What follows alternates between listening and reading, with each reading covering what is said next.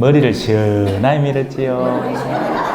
주부님 머리 힘 있어 보여요. TV에도 그렇게 하셨던 안테나를 쫙 세워놔야 이 성령이 골로 들어오지요. 왜 점집에 대나무 세워놓는 것만 길어. 안테나를 빼쪽이 세워놔야 성이 내려오지요. 오늘 먹을 거 많지요. 많이 자시소. 우리 그래 맨날 기적이 벌어진다. 무료 성경 강좌인데 어디서 이리 먹을 게 나오는지 몰라. 저 호두파이는 오늘 아직에 누가 저하고 이렇게 이야기하면서 선물 갖고 왔는 거 제가 내놨어요. 오늘 아직에 한 분한테 전화를 받았습니다. 멀리 호주에 사시는 한 어르신이었는데 저한테 이제 그런 질문을 하시더라고요. 당신이 성당 생활을 꽤나 열심히 하셨고 예전에는 정말 하느님하고 같이 지내는 것 같았는데 최근 들어서는 그런 게 안 느껴진다 라는 말씀을 하셨고, 두 번째로는 감사하고 기뻐하라고 하는데 감사는 어떻게든지 하겠는데 이 기쁨이 잘 찾아오지 않더라 라는 게 당신이 저한테 물어보는 질문의 핵심이었어요. 첫째로 하느님에 대한 체험은요, 우리가 이제 설명을 다 들었습니다, 전화로. 근데 다시 반복해서 여러분들한테 소개를 해드리는 거죠. 어린 시절에 부모님과 친구일 때가 있잖아요, 그죠? 왜 철딱선이 없을 때 뭐 아빠 기대기도 한번 때려보고 뭐 머리끄대기도 좀 잡아당기보고 뭐 그래도 참아주고 뭐 제 출신 천박해가 그렇잖아요. 그래, 어린 시절에 갖는 부모님에 대한 관념이 있습니다. 그렇죠? 근데 우리가 그때는 많은 걸 모르는 채 그 체험을 하는 거죠. 뭐 우리가 그때 집세를 내겠습니까? 자동차세를 내겠습니까? 자녀 교육 걱정을 하겠습니까? 그냥 어린 시절에 바라보는 부모의 모습으로 그 부모를 바라보는 거예요. 그게 신앙의 초창기에 접어든 사람들이 하느님을 바라보는 관념입니다. 그리고 그 관념이 저마다의 주관적인 그 살아온 체험에 따라서 다 달라요. 누군가는 하느님을 시작부터 굉장히 엄한 심판관으로 보는 사람이 있어요. 그런 사람은 통상적으로 자기 부모님이 그렇게 자기를 대해왔던 거예요. 그래서 겁나 죽습니다. 그 사람은 막 하느님 마음에서 벗어날까봐 막 무서워 죽어. 막 금육도 꼬박꼬박 지켜야 되고 막 전대사도 막 하나도 빠뜨리면 안 되고 막 그 사람 속은 막 불안해 죽는 거예요. 자, 그런 분도 계시고, 또 정반대로 하나님이 너무 좋아. 언제든지 가면 계시고, 언제든지 가면 만나주시고, 언제든지 가면 기다려주시고. 근데 어느 순간인가 이제 이 자매 케이스는 제가 말하는 후반부 케이스인 거죠. 전반부 케이스도 있을 거예요. 정말 엄했는데 나중에 알고 보니 너무나도 인자하신 분이더라 하는 케이스도 있지만, 또 이 자매님 같은 경우에는 너무나 좋고 너무나 편하고 너무나 친근했는데 이제 관계가 멀어지더라. 이제 자신의 관념이 바뀐 거죠.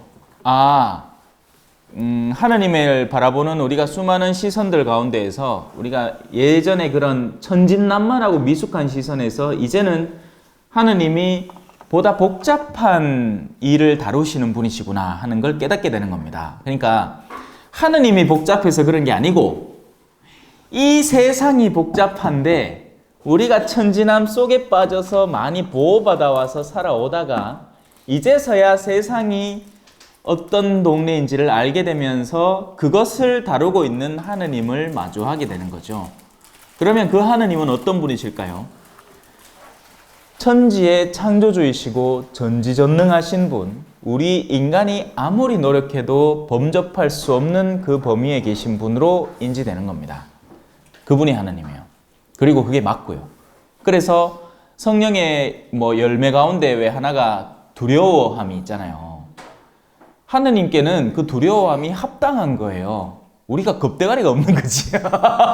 우리가 겁대가리가 없으니까 뭐 그러니까 아마 벌써 네 구일기도 54일 동안 바치잖아. 이제 내 말 들어줘서 이하고 앉았는데 겁대가리 없이 지금 감히 누구한테 그거 아니라도 벌써 은총을 내려주고 벌써 살려주고 벌써 온 10개 손가락을 성하게 해주고 벌써 두 눈을 성하게 해서 바라보게 해준 그 하나님을 우리가 너무나 쉽게 판단하고 분별하고 생각하는 거죠.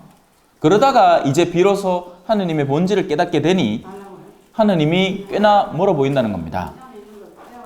그와 더불어서 지금 뭐 이야기하셔도 돼요. 이야기하고 싶은 거. 지금 뭐 그냥 수업 시작한 거 아니고 그냥 잡담하는 시간이니까. 왜? 선생님이 첫사랑 얘기해주는 시간이잖아.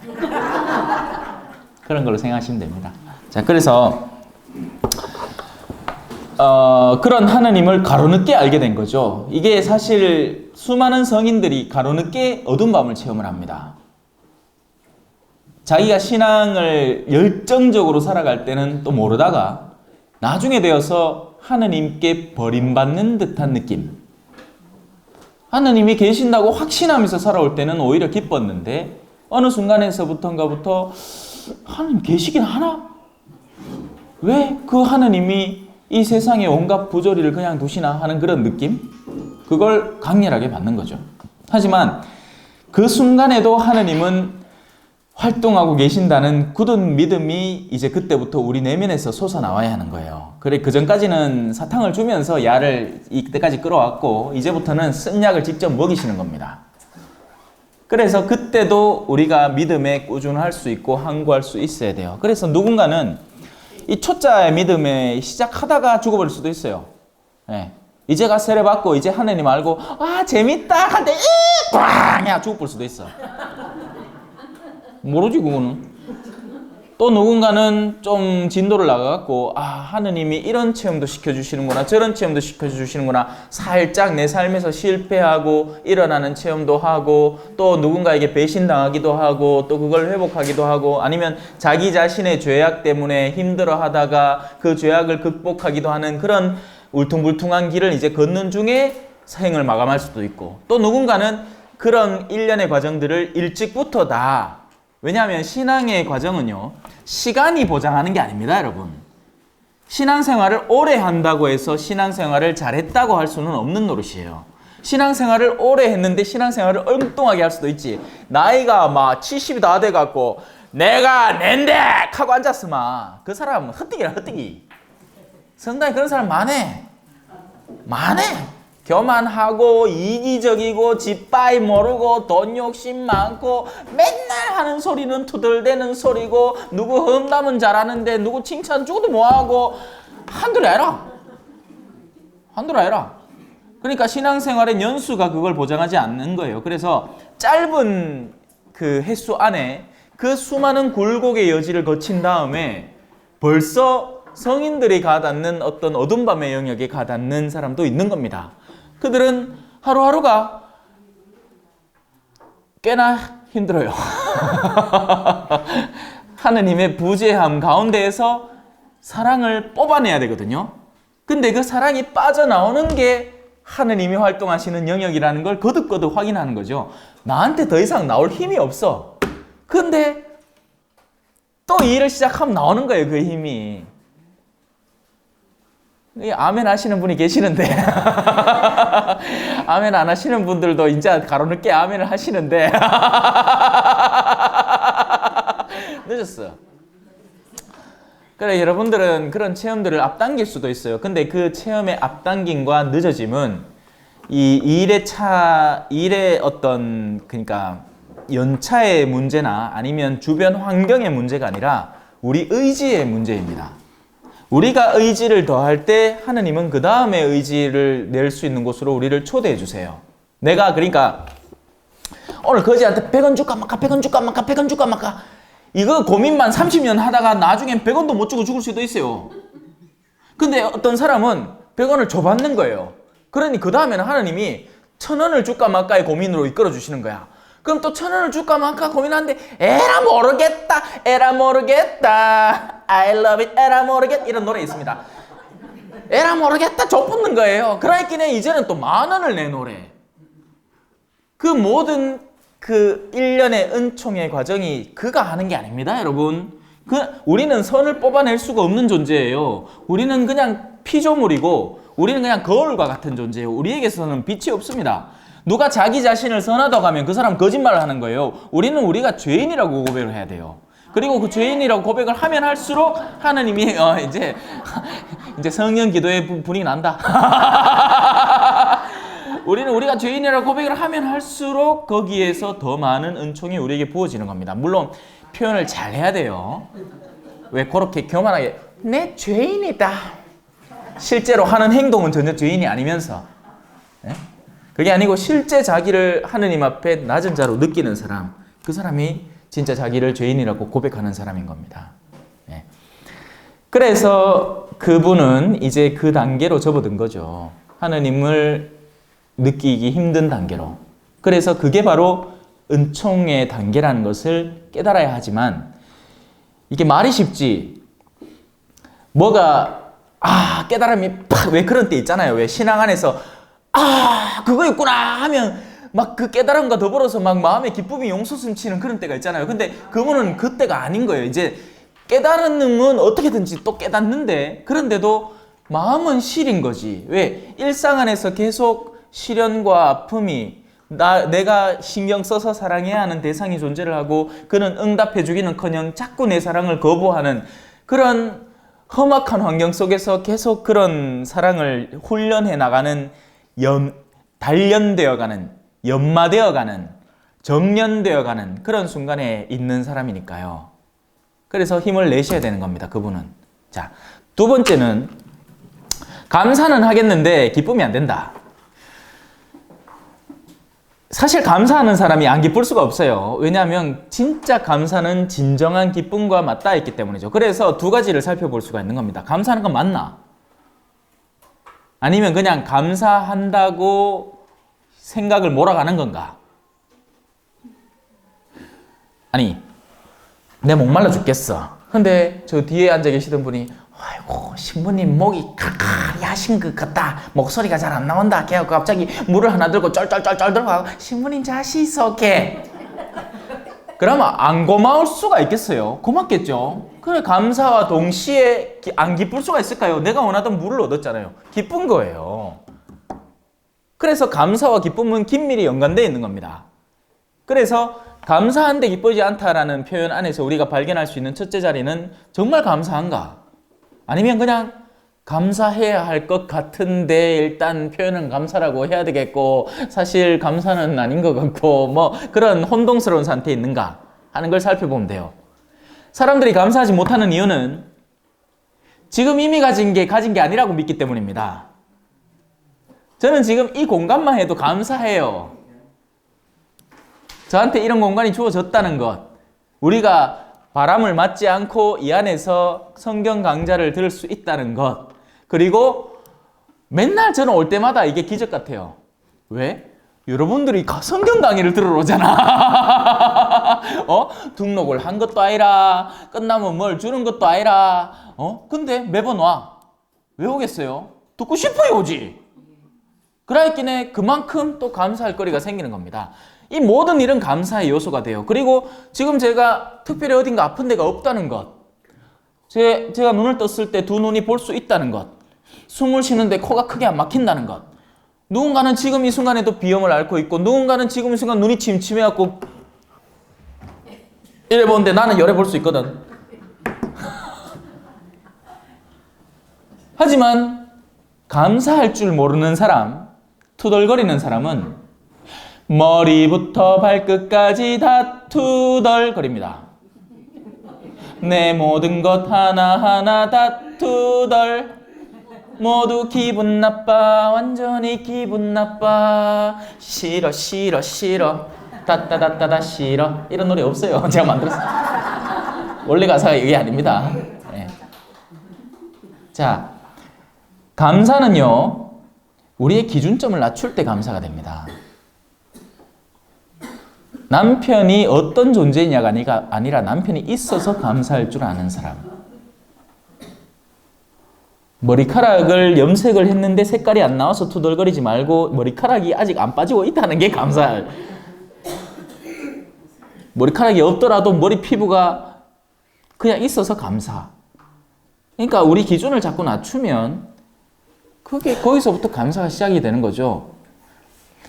산다는 건 좋은 거지 수지 맞는 장사잔소 알몸으로 태어나서 단벌은 건졌잖소. 김국환의 타타타입니까? 그죠? 아니 감사 안 할 요소가 뭐가 있어요? 나는 한국에 태어났다는 것만 해도 감사해요. 그죠? 사도가 어장처리지 감사를 대신이고 우리는 감사해야 할 따름이 됐거든. 아, 그럼요. 우린 감사. 그러니까 하느님을 알게 됐다는 것 자체에서부터 모든 감사가 시작되어 버리는 겁니다. 그냥. 근데 아닌 거지. 왜? 기준점이 너무나 높아져 버렸어요. 내 아가 서울대를 들어가야 감사한 거예요. 지금요 그런 엄마들 많습니다요. 이거 많아요. 오늘 아직도 왔고 내일도 올기라. 응? 오늘 지금 난리 북새통입니다. 지금 갑바이하고 여하고 뭐 비슷비슷해. 그놈이라 다. 그래도 교회가 그죠? 고통받는 이들을 외면할 수 없으니까 위로를 해주긴 하는데 사실 그 위로의 본질을 어디로 이끌어가야 하는가에 대한 방향성을 올바로 잡지 않으면 오히려 그의 내면에 요동치고 있는 욕구를 강화시킬 뿐이에요. 만약에 그래갖고 여 빌어갖고 대학교 붙잖아요. 그 다음에 또 취직하러 할 때 또 옵니다. 또. 그 사이는 안 와 또 신기하게. 왜 나병 환자가 열놈을 치료해줬더니만 사마리아 인간 한 놈만 들렁 들어와갖고 가가 구원을 다 얻어가고 원래 이스라엘 인간들 그놈들은 돌아오지도 않아. 몬테 빠지가. 그 사람 구원 못 받은 거 아닙니까? 그러니까 예수님이 구원을 주신 분. 치료를 해주면 구원이 안. 그러니까 육체적인 치유만 줬지 구원을 주진 않았어요. 그들은 육체적인 치유만 원했던 거고. 그리고 나서는 살다가 죽었겠죠. 죽음의 모습은 참 다양했을 겁니다. 기껏 살려놨더니만 차라리 나병 환자였으면 죄나 저지르지 않았을 것을 나병이 낫고 나서는 이제부터는 이제 전보다 몸이 더 좋아졌는 게야. 예수님이 치유해줬는데 뭐 몸이 잘 나가겠나? 좀 나가겠나? 그죠? 그러니까 막 술을 따블로 먹어. 그런 사람 많습니다. 기껏 간암 걸리갖고 하나님한테 빌어갖고 치유해줬디만 어디 성경기도해갖고 은총 받았다고 득 돌아왔디만 그날로부터 술을 따블로 먹고 앉았다. 담배를 2배로 피네. 죽을라고 이놈 인간이. 아니 육체는 그렇게 가겠죠 또. 근데 영혼이 간다니까요. 영혼이. 무절제함. 거기서부터 온갖 부정적인 요소들이 곁달려오는 겁니다. 아니 당연한 거 아니에요. 내가 바닷가에 가서 겉에 나와 있는 시커먼 걸 쭉 당겨 올리면 미역이 쭉 딸려올 끼고 산에 가갖고 칡줄기를 하나 쭉 뽑으면 칡뿌리가 쭉 딸려오겠죠. 내가 어느 대가리를 잡고 당기느냐에 따라서 거기 딸려오는 게 완전히 달라요. 근데 육체적인 치유에만 관심을 갖는 사람이 얼마나 영적인 요소에 관심을 갖겠어요. 관심 없는 거예요. 이 뻔한 거지. 그래서 예수님은 아픈 사람한테 묻습니다. 나한테 뭘 바라느냐? 낫고 싶으냐? 왜냐하면 지가 아픈데도 지가 나아야 된다는 사실 자체를 모르는 사람이 많아요. 어디를 아픈지를 모르기 때문에. 자, 여기에서 제가 말하는 두 번째 관념이 나오는 겁니다. 감사한데 기쁘진 않아요. 근데 그럴 수밖에 없습니다. 감사한데 육체가 기쁘진 않아요. 무슨 말인지 아시겠어요? 감사의 결과가 육체적인 표현이나 아니면 외적인 어떤 우리가 소위 말하는 기복적인 축복, 현세적인 축복으로 드러나지만은 않는다는 얘기예요. 그 감사의 기쁨의 요소는 가장 깊은 영혼의 기쁨이기 때문에 우리가 눈을 뜨고 그러니까 영혼의 눈을 뜨고 그 영적인 기쁨을 알아볼 줄 아는 단계가 되어야 그 감사에서 그 기쁨이 나오고 있다는 걸 인지하게 되는 거죠, 비로소. 그래서 그 자매님은 아마 후자 쪽일 가능성이 높습니다. 감사는 한데 삶의 기쁨이 없다. 그렇죠. 왜? 삶은 고되니까요.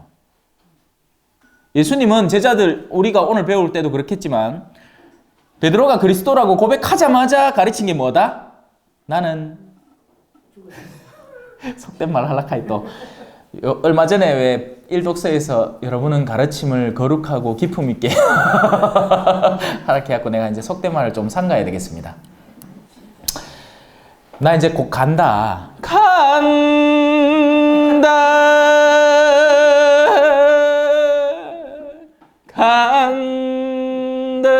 자, 그리스도를 깨달은 베드로 앞에 예수님이 꺼내놓는 것은 세상의 순환입니다.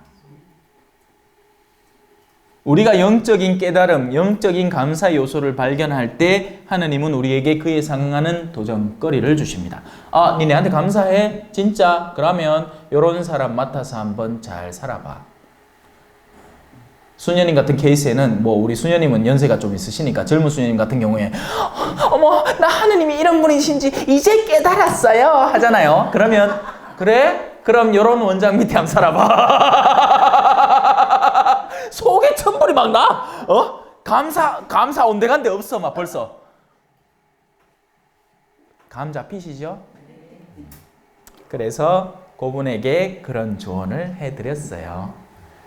그분이 안 그래도 청하시더라. 그런 가르침을 따로 해줄 수 있으면 영상에 담아서 올려주시면 당신이 유튜브는 늘 보니까 뭐 페이스북이나 카카오스토리나 이런 건 당신이 전혀 못하고 유튜브는 본게 그래서 좀 올려주시면 고맙겠다고.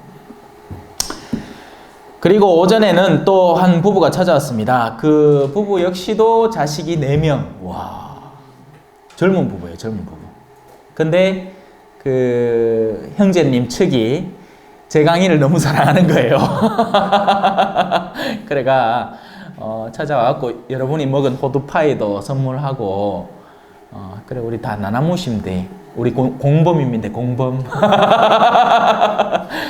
그래 맛있게 먹고 축복받고 갔습니다.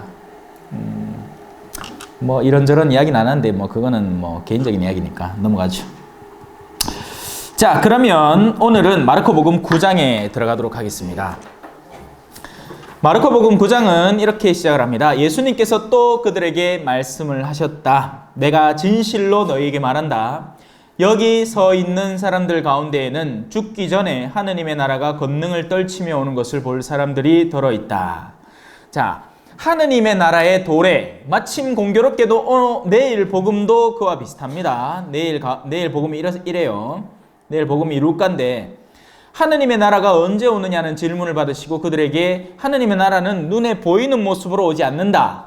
그로 인해서 우리는 이 오늘 성경 구절에서 하늘나라가 권능을 떨치며 오는 것을 본다는 의미가 빰빰빰빰빰빰빰빰 막 이렇게 막 하늘나라가 막 위에서부터 막 내려와가 막 아니면 땅에서부터 막 도시가 콱콱콱콱 솟아나가 막 이런 식으로 온다는 게 아니라는 걸 충분히 이해할 수 있겠죠. 하늘나라는 그 보는 방식 자체를 달리해야 보이는 거예요. 그래서 그걸 이미 보는 사람이 있습니다. 그리고 눈에 백날 비춰줘도 못 보는 사람이 있지요. 잠깐만 기다렸어. 하늘나라 비줄게.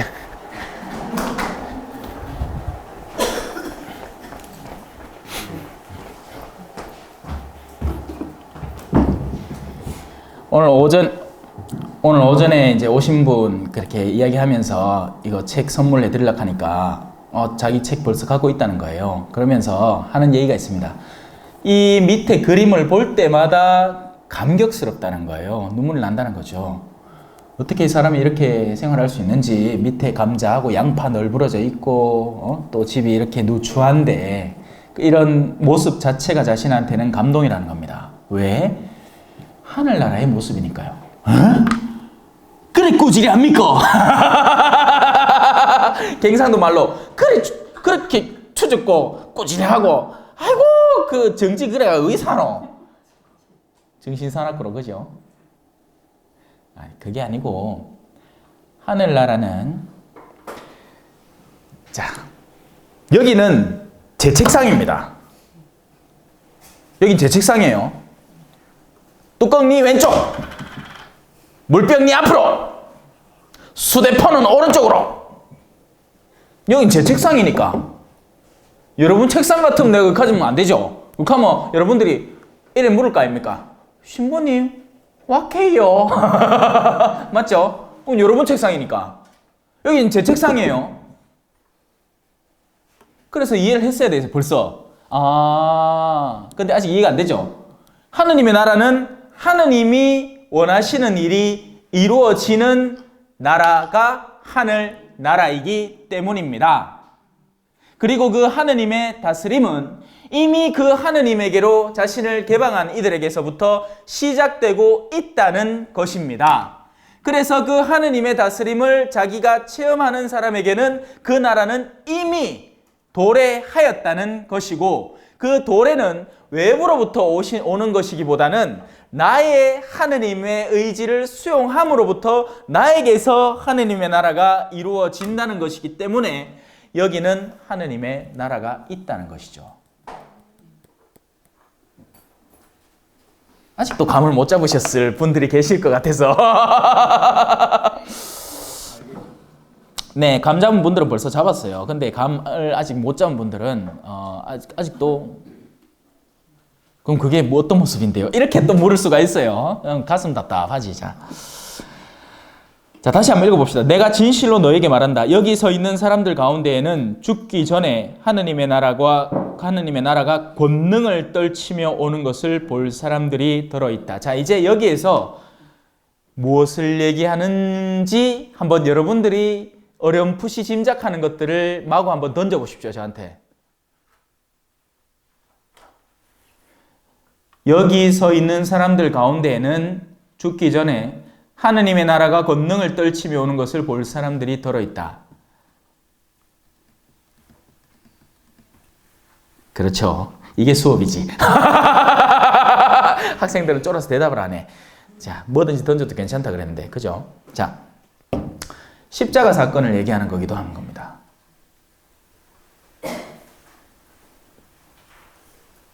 그러니까 이제 감을 못 잡는 거지. 아까 잡았다 했잖아요. 근데 못 잡았는 거야. 이게 여러분 삶 속에서 일어나는 하느님의 만짐의 순간이 꼭 우리가 상상하는 임금이 신하에게 하사하는 순간이라고 착각하시면 안 되는 거예요.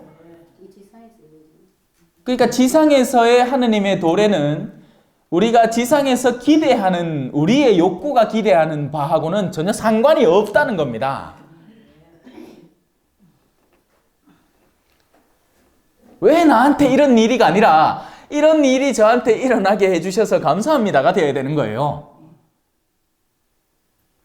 저희들 알면 하나님 자체가 사랑인데 그 사랑을 실천해 보시고 하는 나라다 이렇게 알고 있었거든요. 아, 그럼요. 십자가가 그만한 사랑의 실천이 어디 있습니까?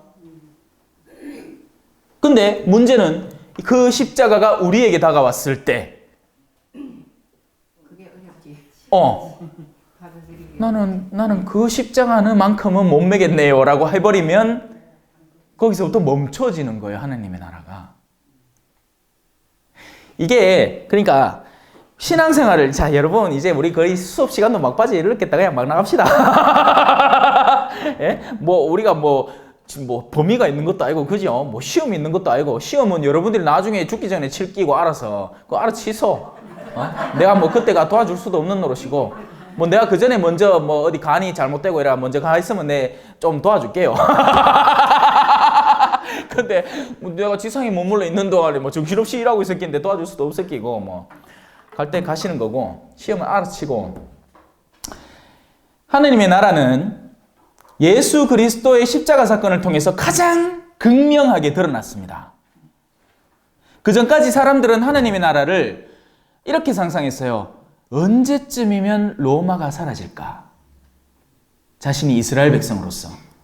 그리고 현대 시대에도 그딴 식의 하느님의 나라를 찾는 엉뚱한 신앙인들이 얼마나 많은지 모릅니다. 이 정권이 바뀌어야지 이게 올바로 돌아갈 낀데, 아니요, 절대로 올바로 안 돌아가요, 여러분. 사람들의 마음속에 증오가 있고 원한이 있고 탐욕이 있고 이기심이 있는 동안은 그 나라의 수장이 누구건 그 어느 당이 뭔 자리를 차지하건 뭔 짓거리를 하건 안 바뀌어요, 여러분. 제가 이 정치를 비판하는 게 아니에요.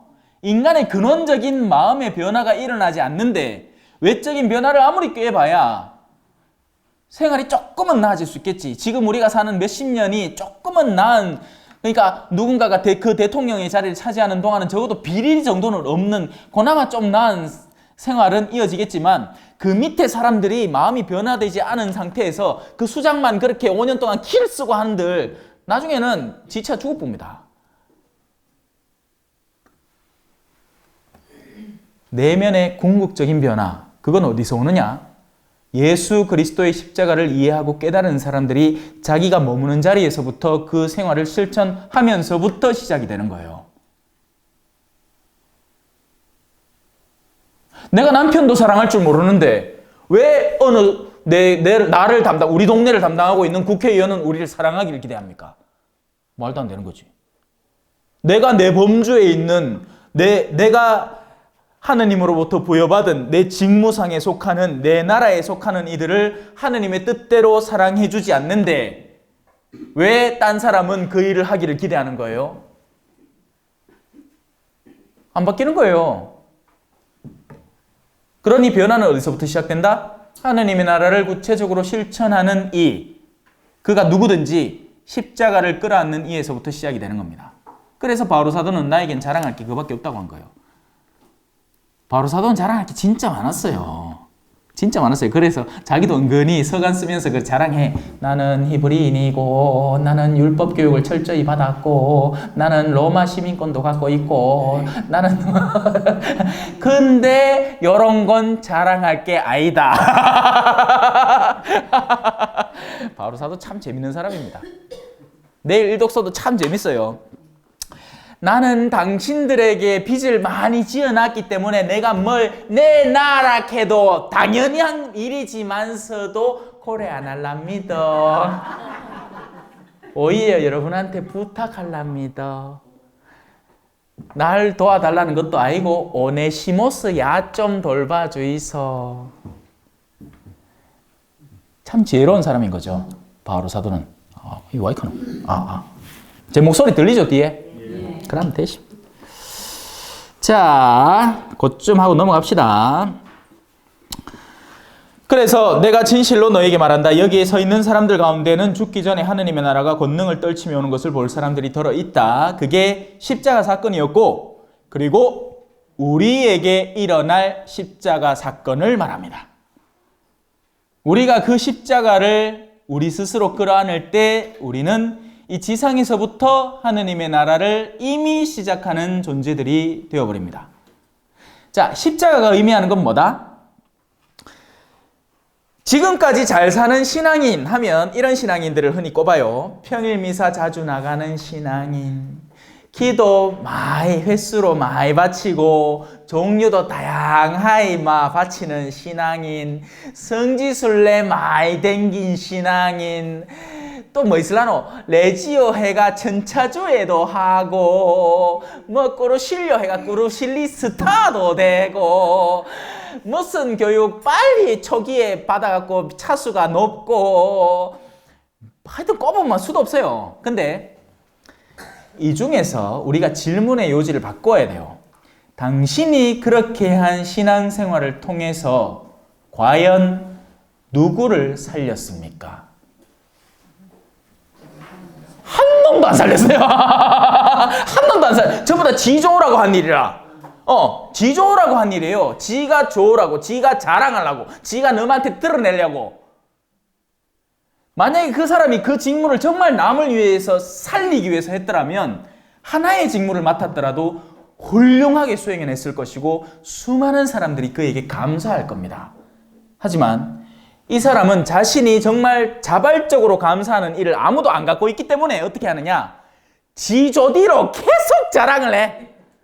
계속 자랑을 하는 거예요. 내가 댕긴 성지만 다 꼽아도 벌써 그 도장 찍는 종이 5장은 다 찍었을 기라.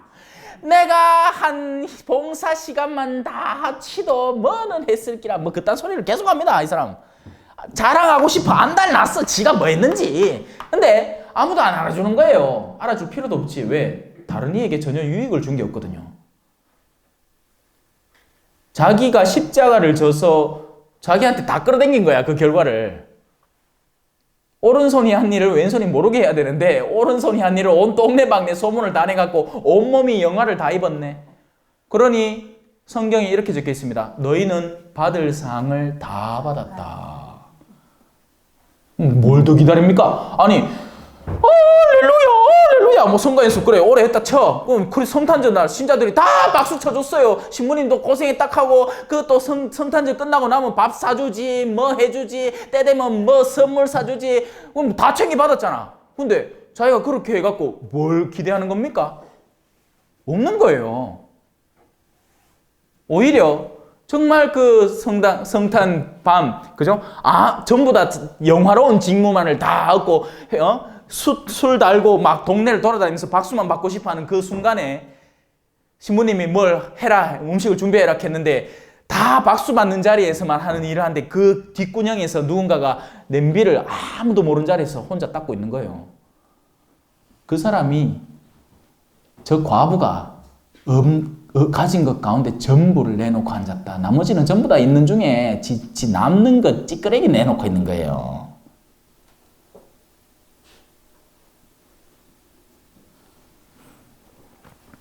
제가 특정 단체를 또 욕한다고 착각하시면 큰일 납니다. 내가 무슨 말을 뭐 하겠어. 레지오 얘기하면 레지오 섭섭다 개사치를, 성가대 얘기하면 성가대 섭섭다 개사치를, 내가 무슨 말을 뭐 하겠다. 아이고, 그렇게 한다고 뭐 추상적으로 가르치면 알아듣나? 그죠? 십자가를 지세요. 네, 굿! 넘어갑시다. 자, 이제 영광스러운 모습으로 변모를 들어갑니다. 엿새 뒤에 예수님께서 베드로와 야고보와 요한만 따로 데리고 높은 산에 오르십니다. 이 성경 안에서 드러나는 지형적 특성은 높고 낮음, 멀고 가까움, 넓고 좁고, 깊고 얕고, 이런 모든 것들이 그 공간적인 차원의 영적인 것이 들어찬다고 생각하시면 돼요. 높은 곳은 하느님과 맞닿은 곳으로 바꿔서 생각하시면 됩니다. 그래서 낮은 곳에는 하느님과 먼 곳이겠죠. 거기에는 세상의 욕구들이 들끓는 곳이에요. 그래서 호수나 바다나 물결치는 풍랑이나 해안가에서 예수님이 일부러 의도적으로 배를 타고 따로 군중을 떼어놓고 가르치시거나, 근데 산에 올라가면 제자들을 가까이 부르시고 그 주변에 사람들이 모여서 진복 8단이라는 소중한 가르침을 듣거나 뭐 이런 일들이 공간에 따라서 다르게 펼쳐지는 거죠. 왜냐하면 제자들이 그렇게 해야 나중에 기억했다가 적을 거 아닙니까? 지도 모르게. 또 올려보니까 거기가 산이었어. 그래서 산이라 적어 놓는데 지가 적을 때도 지가 뭘 적는지 몰라. 하지만 성령은 그걸 알아서 적는 거예요. 후대의 사람들이 그런 것을 통해서 또 알아보도록 깨달으라고. 그분의 옷은 이 세상 어떤 마전장이도 그토록 하얗게 할 수 없을 만큼 새하얗게 빛났다. 우리가 흔히 천국에 가면 옷을 받는다는 얘기를 묵시록에서 나오죠. 그죠? 예. 어린 양의 피로 깨끗하게 빤 새하얀 옷을 받습니다. 옷은 우리를 외부로부터 보호해주고 우리의 수치스러움을 감춰주기도 하는 가로막음 역할을 하고, 우리의 영광, 옷에 뭐가 달리느냐, 옷이 어떤 메이커냐, 우리 이 현세 안에서 그걸 누릴 만큼 다 누리죠. 예? 기왕이면 샤넬, 기왕이면 구찌, 기왕이면 루이비통, 좋아요. 근데 이런 현세적인 화려함은 오히려 영적으로는 더 추악함일 수 있습니다. 그래서 우리는 이 영혼의 맑음, 어린 양의 피로서 깨끗이 빤 영적 옷을 갖춰 입을 줄 알아야 돼요. 바오로 사도는 이런 표현을 다른 표현으로 여러분을 스스로 무장하십시오. 무슨 진리의 칼을 들고 무슨 방패를 메고 이런 얘기로도 바꿔서 얘기합니다. 여러분이 현세 안에서 닦을 수 있는 덕들이 당연히 1차적인 여러분의 기본적인 영혼 안에서의 드러남을 결정하게 될 거예요. 그러니까 온유한 사람인가 아닌가, 친절한 사람인가 아닌가, 인내가 있는 사람인가 아닌가, 사랑이 있는 사람인가 아닌가, 이런 것들로 여러분의 옷이 갖춰지는 겁니다. 그러니 주름 좀 있어도 괜찮아요. 제가 머리를 요래 깎은 그거 아무 상관없어요. 여러분들은 제가 머리를 왜 깎았는지 아마 모를 가능성이 높아요. 그냥 그것만 보고 아이고 신부님 유행 탄다 할 수 있겠지. 여러분, 사랑이 있는 곳에 가는 게 맞겠죠. 누군가를 사랑해주고 누군가를 염려해주고 누군가를 더 돌보아주려는 마음이 가득한 사람에게 가는 것이 맞습니다. 예. 여러분도 그렇게 사세요. 그런 관점을 찾아서 가야지 안 그러다가는 어떤 친구들 만나는지 아세요? 외적으로는 여러분들을 기분 좋게 해줄지 몰라. 왜? 화려한 식당 자리에 초대를 하거든요. 근데 가서 이야기를 몇 마디 나눠보면 속에 천불이 나는 체험을 못할 수도 있지. 지도 같은 부른께. 내 하는 얘기가 드라마 얘기고, 뭐, 새로 샀는 물건이 어떻고, 또 뭐 있을라노? 무슨 얘기하면 좋겠노? 뭐, 아니면 누구 욕 대놓고 막 같이 씹고, 막 그런 거 재밌어 하는 부류가 있어요. 그런데 가서 놀면 놀수록 여러분들은 거기에 중독되어 갑니다. 여러분 스스로를 거기에서 해방할 줄 알아야 돼요. 하지만, 자, 여기서 지금 제 이야기가 자꾸 엮일로 새고 있거든요. 하지만 이게 중요한 얘기예요.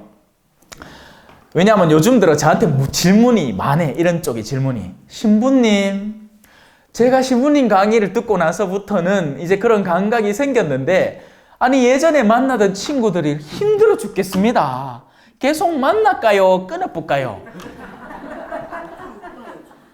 아니요. 그렇게 얘기할 수 없습니다, 여러분. 왜냐하면 모든 친교는요, 하느님의 선물이기 때문이에요. 우리가 어느 별에서 만났기에 이토록 요런 좁은 공간에 우리 둘이가 서로 사랑하고 있는가? 그 신비예요. 내가 일상 안에서 마주할 수 있는 사람은 사실은 굉장히 한정되어 있습니다. 여러분은 선교를 평신도 선교사도 부족할 뿐더러 정말 작정을 하고 볼리비아를 가지 않는 이상은 제가 만난 그 수많은 아이들과 인물들을 만날 기회 자체가 없어요. 그렇기 때문에 우리가 만난 사람은 고만고만한 범주 안에서 내가 비교적 고르고 골라가 만난 사람이라는 겁니다. 그런데 깨달음이 지금 왔잖아요. 이제부터 깨달음이 온 거예요. 근데 예전에 친구들을 보니 이게 좀 한탄스럽다는 거죠. 그럼 그때 어떻게 하느냐? 버릴까요? 아니, 구해야지. 당장은 안 구해주고 세월이 지나니까 다시 연결이 되는데. 세월이 가면 가슴이 터질 듯한 그리운 마음이야. 있는다 해도 한없이. 자, 여기까지 합시다.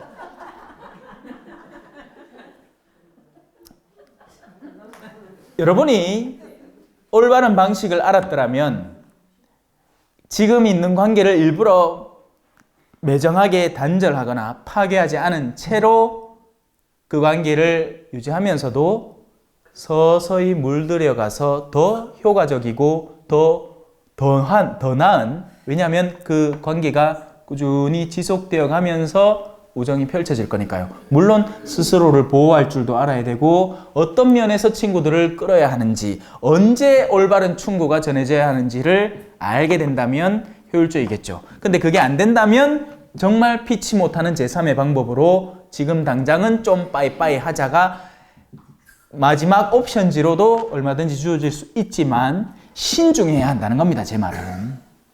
그냥 어느 답이 있는 게 아니라는 말이에요. 제 말은. 에? 이 물이 마시고 싶은데 누가 아까 춤을 뱉었어. 근데 내 면역 체계가 그 춤을 능가하는 정도라면 지금 마셔도 괜찮고, 내 면역 체계가 지금 굉장히 약해져 있고 독감에 걸려 있는 상태에서 춤 뱉어 놓은 거 마시다가는 내가 꼴딱꼴딱 죽을 것 같아. 그나마 좀 멀리 할 수도 있는 것이고, 그게 아니고 나한테 어떤 도구가 있어 갖고 더러워진 물을 정화할 수 있는, 도움을 얻을 수 있는 어떤 도구가 있으면 그 도구를 잠깐 써서라도 물을 정화해서 그 다음에 내가 필요한 물을 마시면 되는 것이기도 하고, 그러니까 방법은 다채롭고 다양하다는 겁니다. 그때 달라요. 오늘 왜 이렇게 까부노, 그죠? 머리를 깎아 그런갑다. 누가 카더라 10년 아니고 한 5년 젊어진 것 같다고. 5년 전에 철딱선이 없었거든요. 네. 자, 그래서 그분의 옷이 변합니다. 그리고 우리도 옷을 저마다 가지고 있는데 옷이 없는 사람도 있어요, 여러분.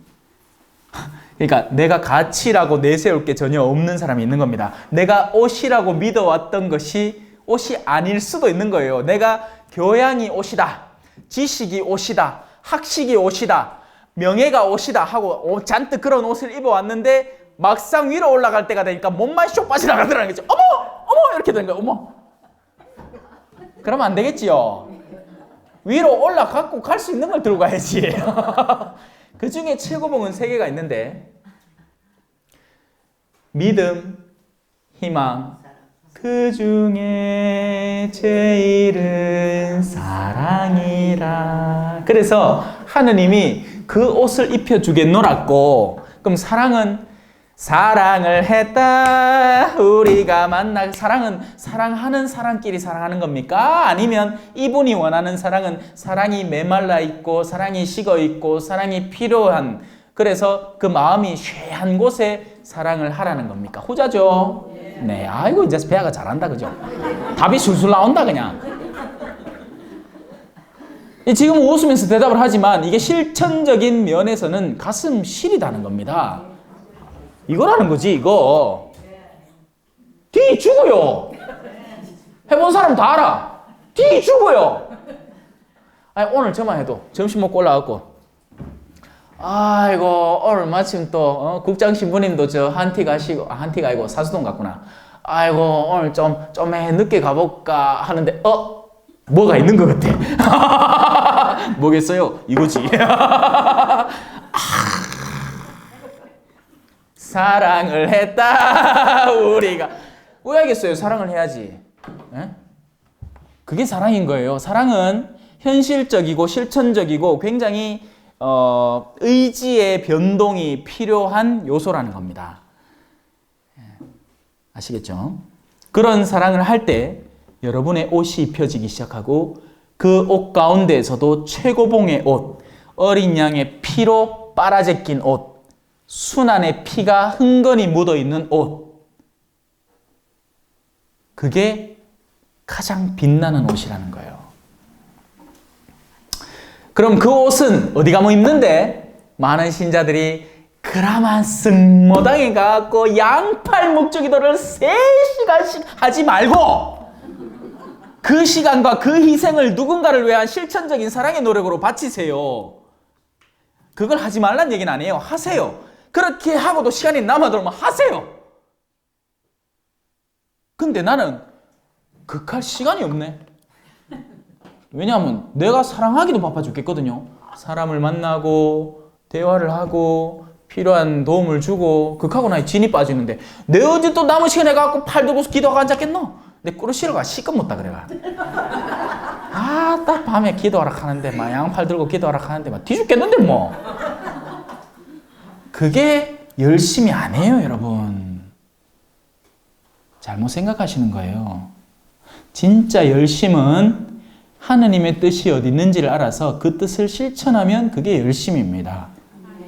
그 열심은요, 예를 들어 내가 밤마다 주점을 여는 일을 하고 있어요. 그러면 나한테 오는 손님을 좀 더 정성껏 보살피면서 그들이 행여라도 엇나가는 길을 내가 가능한 조금이라도 막고 그렇게 하는 게 내가 하느님께 드릴 수 있는 오늘 하루치의 희생이에요. 그래서 속된 말로 성경에서 이렇게 표현하죠. 세리와 창녀들이 먼저 하늘나라에 들어가는 거예요. 우리가 흔히 생각하는 열심하다는, 거룩하다는, 신부님 잘 알고 주교님 잘 알고 그런 인물들보다는 오히려 이 현세 안에서 사람들과 맞부딪히면서 그들 안에서 진짜 사랑이 뭔지를 올바로 깨달아서 그걸 실천하는 사람이 먼저 하늘나라에 간다는 겁니다. 그리고 더 높은 자리에 올라가요. 왜? 그 사람들은 사랑을 구체적으로 실천할 줄 알기 때문에 너희가 작은 일에 충실했으니 이제는 큰 일을 맡기겠다 하는 거예요. 헌데 이놈의 자매는 묵주기도 3시간 동안 팔 들고 하고 집에 와서는 여보! 내 팔이 아파가 오늘 진역을 못 하겠다. 그하고 앉아씨. 사랑이 어딨노? 저 남편한테도 안 하는 사랑을 그럼 누구한테 하려고? 아이고. 그렇게 해놓고는 남편이 삼식이라고 요건 또 싸잡아가 치고 아이고. 결혼하자 캐사고. 에휴, 참. 온갖 추잡한 세상 생각은 다 갖고 있으면서 지가 제일 거룩하대. 여러분들이 웃는 건 주변에 그런 사람이 있기 때문에 웃는 거예요. 그죠? 아이고. 모신 것 같이 얘기해서 봤어요. 제가 봤어요. 근데 그런 분들 앞에서는 충고를 조심해야 됩니다. 사나워요, 그 사람들은. 그 사람들은 자기가 제일 영적으로 교만한 상태에 있기 때문에 자기가 하는 게 옳다고 전적으로 믿기 때문에 충고를 조심해야 되고 자기 스스로 깨달을 때까지 조금은 시간을 둘 필요가 있습니다. 안 하고 내가 지금 좀 마시모님한테 좀 배워갖고 아이고 그 열심히 하라 하더라 하면서 그 앞에서 한마디만 해보이소. 한 10년은 두고두고 여러분들 간접 피해를 입을 거예요. 왜 방사능이 무서운 게 그거잖아. 방사능이 사라지질 않고 감소율이 막 계속 방사를 하기 때문에 그게 무섭거든요. 그런 사람들의 어둠의 가능성은 어마어마합니다. 자신이 거룩하다고 믿는 것만큼 못된 사람들일 수도 있어요. 그렇기 때문에 조심하세요. 하여튼 오늘 뭐 다 같이 준다, 다. 아이고. 네. 여러분들에게 빚을 지우는 겁니다. 네. 자, 그때 엘리야가 모세와 함께 그들 앞에 나타나 예수님과 이야기를 나눕니다. 엘리야와 모세라는 인물, 그리고 그 앞에 누구를 데리고 가는지 여러분은 방금 제가 읽어드렸는데 벌써 까먹을 가능성이 높지요. 베드로, 야고보, 요한이요. 베드로, 예수님을 그리스도라고 고백한 인물, 성령으로 그걸 알아차린 인물, 믿음의 근거지가 된 인물, 신앙의 초석이 된 인물. 나는 너를 바위라 부르겠다. 계파, 베드로, 믿음이에요. 야고보, 주님, 당신이 왕좌에 오르실 때 우리 아들내미 둘이 여 중에 한 놈 야고보 야점고 오른편에 다른 한 놈은 왼편에 좀 데려다 줬어. 비록 현세적이고 어리석은 희망이었지만 희망이었습니다. 바라는 게 있었어요. 희망. 요한은 알죠? 사랑 누가 말했나. 요한은 사랑의 상징 그 자체예요. 예수님의 제일 사랑받은 제자. 사랑이 많았기 때문이기도 하고 또 사랑을 그렇게 많이 받았기 때문에 또 사랑을 또 반사해내기도, 사랑을 고스란히 반사해내는 가장 영롱한 모습. 우리 참 눈은 신기해요. 그죠? 반짝이는 걸 그냥 지나치는 적이 없어. 뭐가 반짝거리면 그냥 이런 물건들보다는 뭔가 반짝반짝거리는 거에 왠지 시선이 가요. 아마 영혼의 반짝임도 그렇게 느끼지 않을까. 예수님은 당신이 사랑을 확 비추는데 그 사랑을 반짝하고 뽐내는 제자가 하나 있었으니 제 생각엔 바로 요한이었던 거예요. 예. 그래서 믿음, 희망, 사랑입니다. 자, 그 세 명의 인간 존재를 데리고 지상에서부터 출발해갖고 높은 산으로 올라갑니다. 하이킹을 시작해. 우리 앞산에 올라가듯이. 그리고 그 위에서는 모세, 엘리야가 뿅뿅 나타나서 누구하고 이야기를 나눈다? 모습이 변모한 예수님과 이야기를 나눠요. 이 지상의 세 존재는 스승이 필요해요. 예수님이 끌고 가요. 근데 그 천상에서는 이제 본질이 드러나는 거죠. 모세, 엘리야는 그야말로 그 예언자라고 표현되는 그 예언자 중의 예언자. 하느님에 대한 믿음이 어마어마했으니까 그냥 믿는 대로 그냥 그대로 밀어붙인 거예요. 야, 너가 허접대기 가짜 예언자들, 야, 제사 한번 지내봐. 이게 엘리야인지 엘리사인지 지금 헷갈리긴 하지만 하여튼 그런 수준의 믿음을 지니고 있었다는 거죠. 필요하면 물도 갈라보고 엘리사가 하나만 주고 가시소 하니까 네가 받으려고 하면 받게 될 끼고 말라고 하면 말게 될 끼고 이 다 하나님 알아서 하실 끼다. 그하고는 맨 마지막에 불마차를 타고 하늘로 열심히 날아올라갔어요. 네. 믿음. 모세는 뭐 한 사람일까요? 모르는 사람 있나 그거? 그죠? 이집트에서 백성들을 이끌고 된다, 가자, 가능하다, 나올 수 있다, 새로운 나라가 있다, 믿으라, 희망해라, 마음에 품어라. 그런 희망을. 그리고 가자. 40년을 싣고 다니라. 결국엔 못 들어갔어. 가나안 땅에 지가 못 들어가고 아들내미가 쑥 들어갔어요. 그래도 믿음이 아니고 희망의 상징. 예수님 뭐다? 사랑 누가 말했나.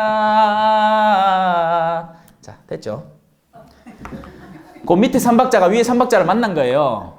예수님을 계기로. 근데 그 예수님은 중간에 당신 스스로 변모하셔서 사랑 그 자체가 되신 거죠. 자, 베드로가 깜짝 놀랐습니다. 스승님, 저희가 여기에서 지내면 좋겠습니다. 막 제가 초막 세 개를 지갖고 하나는 사상님께, 하나는 모세께, 하나는 엘리야께 드리겠습니다. 보이기네 이뻐 죽겠거든. 그러기네 그 이쁜 거를 내 주머니에 쏙!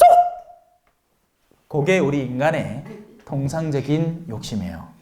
뭘 이쁜 걸 보면 가만히 놔두질 않아. 산에 가다가 이쁜 꽃이 있으면 틱! 꺾어 뿌고 도토리 고고 좀 다람쥐 묵도록 놔두지 꽃도 사 몇 개 주워가 주머니에 넣고 언제가 쓰레기통에 집어넣을 거면서 묵도 안 만들어 묵기면서 묵 만들어도 잘못 만들어 다 쓱하 하여튼 욕심이 얼마나 많은지 좀 빈다 좋다 싶으면 다 지할락해.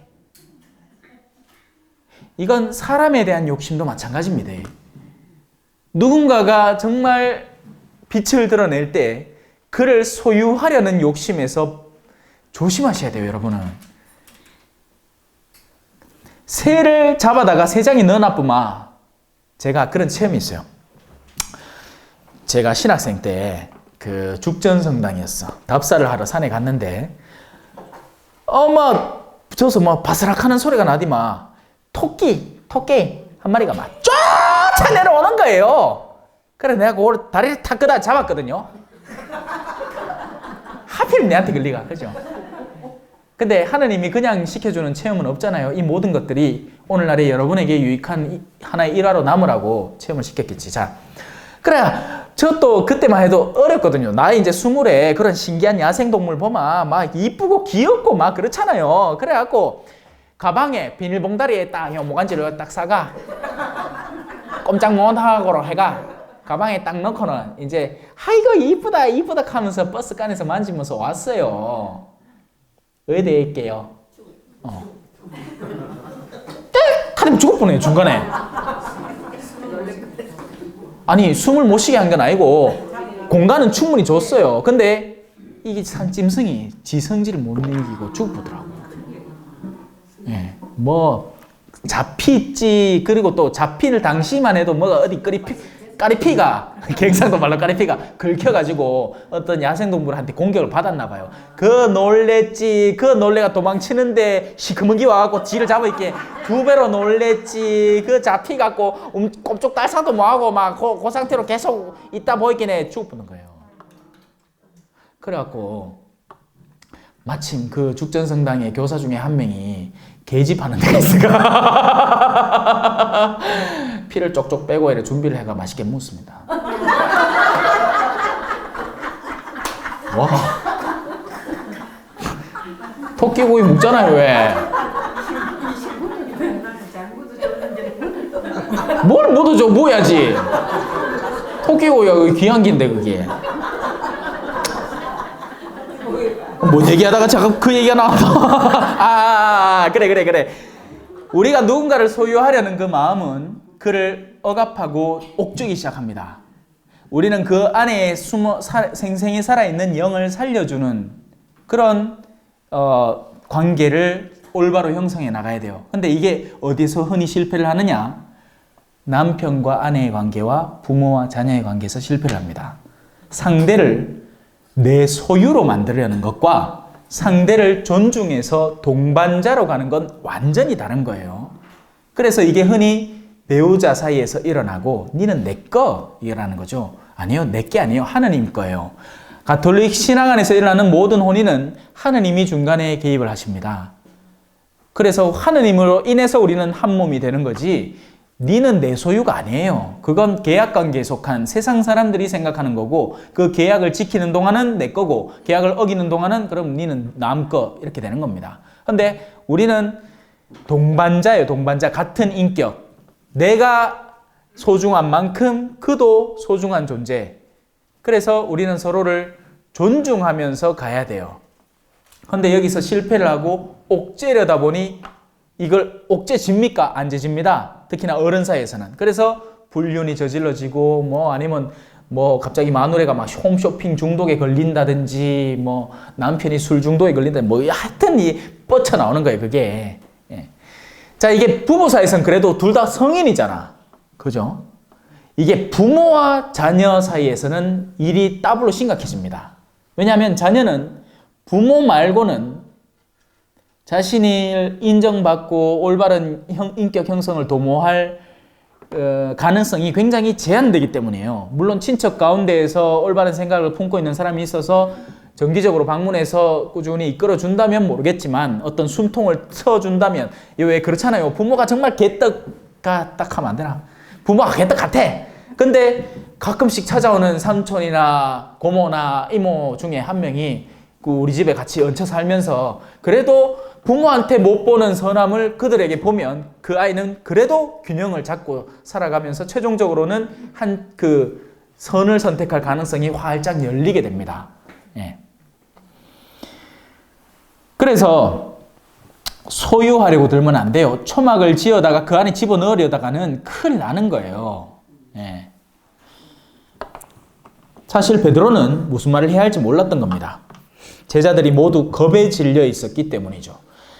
사실 겁낼 이유는 없는데 근데 제자들이 지금 겁을 내고 있습니다. 자기들이 전혀 바라보지 못하던 것이기 때문에 이 비슷한 겁을 예수님을 만난 풍랑 속에 시달리던 제자들도 냈고, 그죠?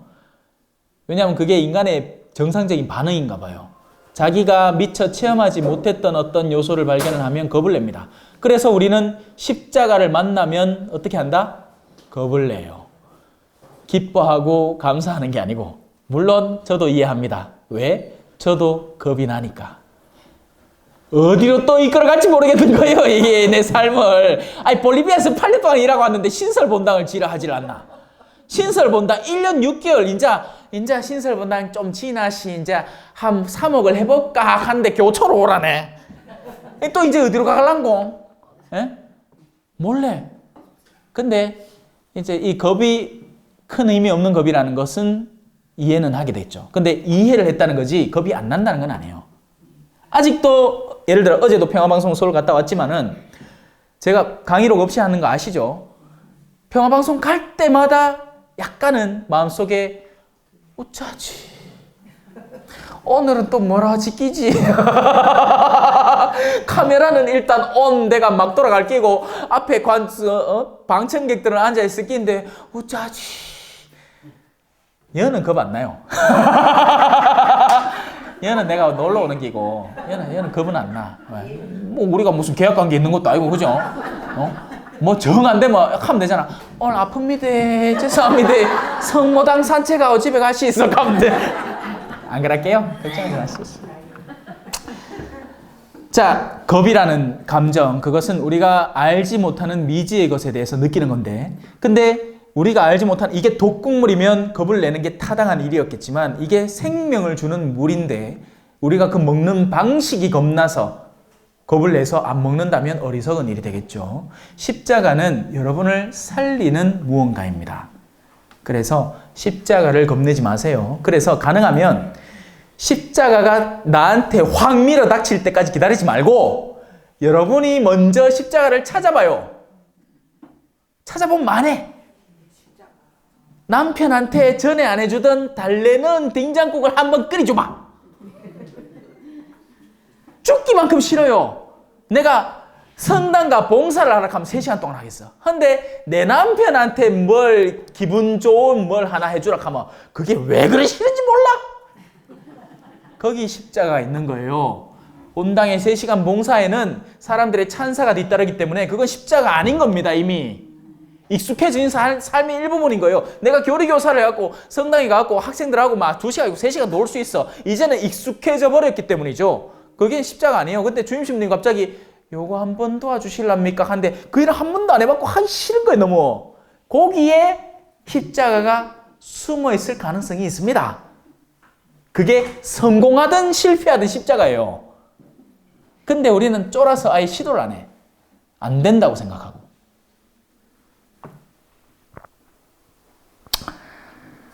그때 구름이 일어 그들을 덮더니 그 구름 속에서 이는 내가 사랑하는 하는 아들이니 너희는 요 정도 해줘야지. 요 정도 에코 넣어줘야지. 그죠? 그의 말을 들어라 오라 하는 소리가 났다. 무슨 말이냐면 그들이 예수님을 끌어내려서 자기들이 원하는 초막에 집어넣게 하려는 그 시도를 그치고 이 예수라는 이가 내 하느님이 사랑하는 아들이니 너희가 그에게로 나아가라 라는 이야기예요. 그를 너희 수준으로 끌어내리지 말고 너희가 그에게로 나아가라. 그때 많은 것들이 바뀌게 된다는 거죠. 왜냐하면 아직도 수많은 가톨릭 신자들은 예수님을 끌어다가 지 수준에 끼워 맞추려고 생똥을 빼고 앉았다. 기도를 막 해가 벌써 요마이 해신가 인자 내려오소. 인자 내 초막이 들어오소. 우리야 서울 가야 된 길에 빨리 내려오소. 내 이래 지극정성을 안 드리오. 물론 아침에는 가빠이 갔다 왔다마는 그래도 빨리 오소. 누가 신인지 모르겠어. 그냥 지가 하느님 하지 와. 그래 지 아들도 서울대 보내고 서울대 보내달라는 예쁠때기 옆집 아줌마도 서울대 보내주고 다 서울대 보내뿌람. 서울대 2천만 명 들어가게. 말도 안 되는 소리 하거든. 그 순간 그들이 둘러보자 더 이상 아무도 보이지 않고 예수님만 그들 곁에 계셨습니다. 자, 이제 그들이 산에서 내려올 때 예수님께서는 그들에게 사람의 아들이 죽은 이들 가운데에서 다시 살아날 때까지 지금 본 것을 널리 알려라 한 게 아니고 조용하라 했어요. 우린 여기서 배울 게 많아야 됩니다. 우리가 거룩한 체험을 잠깐 하잖아요. 어느 신부님을 만나 좋은 강의를 듣고 어느 피정에 가서 좋은 체험을 해요. 입을 좀 다물어야 됩니다. 이 사람들이 어디에다 뭘 얘기해야 될지 몰라갖고 엉뚱한 얘기를 오만상 하는데 물론 자기가 체험한 건 좋은 일이 맞아요. 근데 문제는 뭐냐? 그걸 들을 사람들이 준비가 되어 있느냐는 거죠. 아이고 우리 대모님요 앉아보소. 내가 요번에 성지순례를 루루루 들어갔다 와갖고 그거 있는데 아마 물에 발을 담갔더만 무좀이 싹 사라졌네. 아이고. 그렇게 하면 그 대모님이 준비되어 있는지 안 되어 있는지 어찌 압니까? 공연한 시기와 질투를 사올 수도 있고 또 허황된 마음을 불러일으킬 수도 있고 어머야 내 대녀가 그런 일을 했단 말이야? 그럼 나도 해야지. 우리 남편은 많은 놈이야? 우리 대녀들은 벌써 루루드로가 파티마도 갔다 왔는데 나는 대모라는 사람이 돼갖고 한 대도 못 가고 괜히 남편 욕을 시작하게 만들 수도 있고 별 희한한 일들이 세상 안엔 다 일어나고 있어요. 맞죠?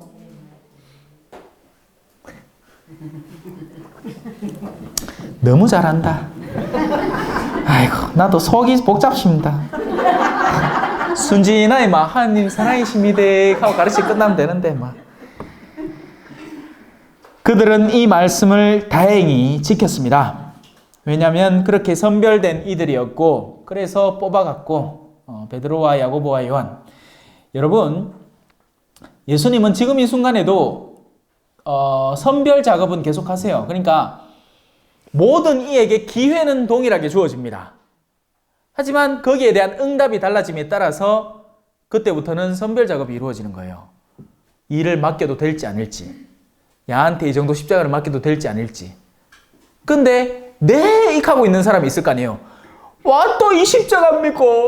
네 이것만은 하지 말랐겠잖아요. 그 찡찡대는 하고 아이고 주님 내 뒤에 죽겠지만 그래도 당신이 또 허락해 내가 요거는 또 한번 해볼게요 하는 사람하고는 느낌이 100% 다른 거죠.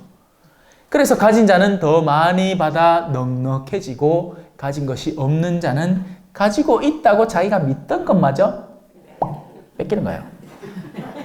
어느 생각 보면 없어. 내가 전에만 해도 이 정도 일은 수행해낼 줄 알았는데 이제는 그거마저도 못하는 인간이 뚝대가 더 술도가니에 빠지고 뭐 더 악습에 젖어들고 그하고 앉았는 거예요. 그나마 가지고 있던 것마저 없는 거지. 전에는 내가 성당에 봉사나 했는데 이제는 봉사도 안 하고 막 냉담이 더 심해지는 겁니다. 그런 사람 한둘이가. 그죠? 막 만나갖고 신부님 저한테 인사를 한다. 부끄러움도 없이. 신부님, 네 옛날에는 교의교사이십니다. 근데 지금은 와! 안 갑니다, 저는. 왜냐면 그렇게 봐야 소용없거든요. 예. 그렇게 은총 속에 살았으면 그 은총을 더 살리고 발전시켜놔. 그러니까 성당에서 무슨 직분을 계속 하라는 게 아니고 신앙에 대한 체험을 활성화시켜서 십자가에 대한 거부감을 점점 없애 나갔어야죠. 그래서 언제라도 준비되어 있도록. 당연히 교리교사 하다가 교리교사를 못하게 되는 건 당연한 일이에요. 왜냐하면 아를 낳는데, 그죠? 여교사가 이제 결혼해서 아를 낳는데 교리교사를 왜 합니까? 그때는 오히려 내려놓는 게 하나님의 뜻이죠. 근데 그 뒤에 다시 자신이 하나님의 직무에 다가오고 어떤 일을 실천해야 할 때 마음이 준비되어 있어야 한다는 겁니다. 그러나 죽은 이들 가운데서 다시 살아난다는 것이 무슨 뜻인지를 저희끼리 서로 물어보았습니다. 누구끼리? 저희끼리. 저가 아나. 저가 아나. 초등학생끼리, 그죠? 어디서 중학생 문제 하나 딱 들고 갖고는, 야, 이거는 왜 여기, X가요, 중간에 있죠? 왜, 저거는 곱셈도 못 빼거든, 아직. 백날 얘기해보면 아나. 차라리 입을 다물었어야죠. 네. 아니면 스승님한테 물어보든지, 과감하게. 네. 그래요. 벌써 1시간이 후루룩 여러분의 1시간을 후루룩 말아먹었습니다, 제가. 혹시 질문 있으시면 하십시오. 궁금한 거. 이 책은 우리 자매님이 저 있으니까 2개는 자매님하고 저 뒤에 몇 건데 있으니까 필요한 분은 사시면 돼요. 네. 9,000원인데 만원 받습니다. 내한테 직접 사인게. 네. 그리고 그렇게 한 돈은 다 돕고 있습니다, 실제로. 여러분이 알게 모르게 아직도 제 선교 사업은 계속되고 있습니다. 질문? 네. 모세 연자가 네. 백성을 지고 신앙의 광전을 들으니까 밖에 뭘 들고 신하를 간다고요? 이스라엘 백성 이스라엘 백성을 데리고 신하의 광야로 가. 무리박성에서 나왔을 때 물이 없어가지고 백성들 네네네네네네. 그때 실제는 모세 성인은 하나님한테 불편이 없었거든요. 백성들만 불편했는데 갑자기 시므니께서 하나님께 약속한 땅 가나안 땅에 들어가지 못했거든요. 네, 그 사건 때문에 그랬죠. 왜냐하면 베드로가 아니고 모세가 하나님이 시킨 대로 그대로 하였으면 아무 문제가 없었을 것인데, 내가 너희에게 물을 주랴 하는, 뭐라고 할까요? 일종의 우월감. 그래서 성경은요, 그 안에 내용을 그냥 그대로 읽으면, 그 표면적인 내용만 읽으면 캐치해내기가 굉장히 쉽지 않습니다. 성경을 읽을 때 가장 큰 전제가 있어요. 하느님은 완전하시다. 하느님은 절대 판단이나 행하심에 오류가 없다를 전제로 그 모든 사건들을 읽어내려가면 비로소 모세가 보입니다. 모세는 인간이었어요. 모세는 불완전했죠. 그래서 모세는 그 사건을 계기로 하나님에게 어떤 밉보임의 어떤 일이 있었어요. 그래서 그 사건을 계기로 약속된 땅에 들어가지 못하게 되는 겁니다. 그러면 그 관점으로 그 장면을 다시 천천히 한번 읽어보시면 과연 모세의 어떤 면모가 온전하시고 사랑이시고 모든 것을 베푸시고 선하신 하느님에게 그릇됨의 요소로 작용을 했는지. 하지만 모세는 가나안 땅에 못 들어갔지 영원한 생명의 나라에 못 들어간 건 아니에요. 예, 그래서 그 전까지 다 포함해서 고려를 해보면 그 장면이 새롭게 보이시게 될 겁니다. 예. 무슨 말을 하시는지 제가 알겠어요. 거기서 별다른 오류가 안 비치는데 왜 못 들어갔냐 이거지. 예, 근데 있다는 겁니다. 그 오류가. 했지요. 전화로 대시서 뭐 마치기도 했나 우리? 성부와 성자와 성령의 이름으로 아멘. 영광이 성부와 성자와 성령께 처음과 같이 이제와 항상 영원히 아멘. 성부와 성자와 성령의 이름으로 아멘. 감사합니다. 겸손과 기도